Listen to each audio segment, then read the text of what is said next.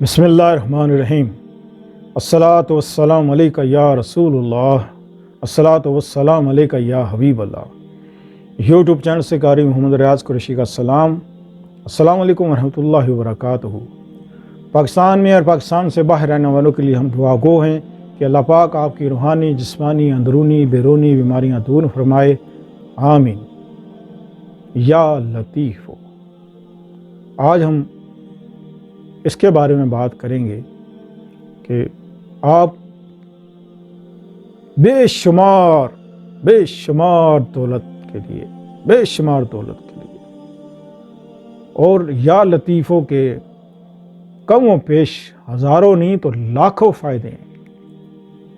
اس کے پڑھنے سے آپ جو اللہ تعالیٰ سے طلب کریں گے وہ آپ کو ملے گا۔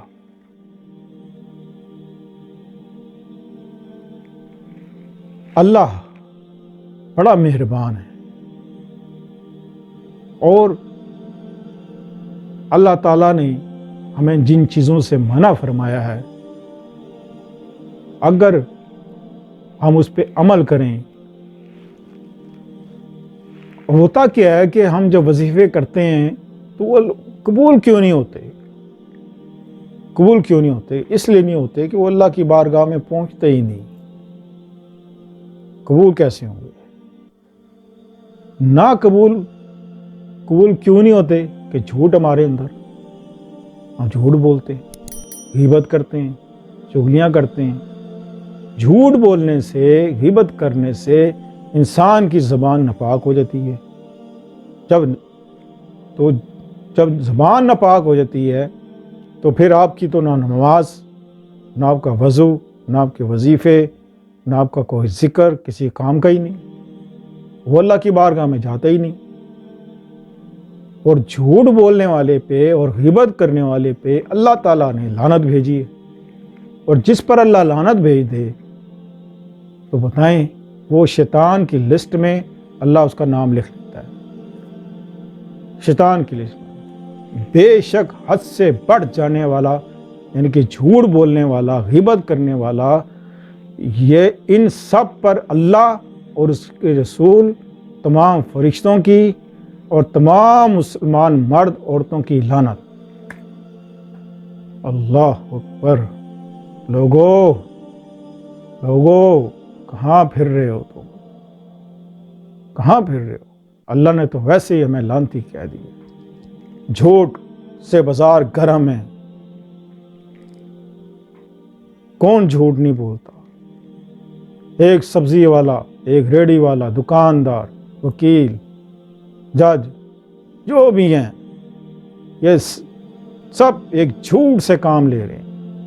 ہمارے پاکستان میں جھوٹ عام ہے، بلکہ پوری دنیا میں جھوٹ کا نظام عام ہے، جھوٹ سے کاروبار چلتے ہیں۔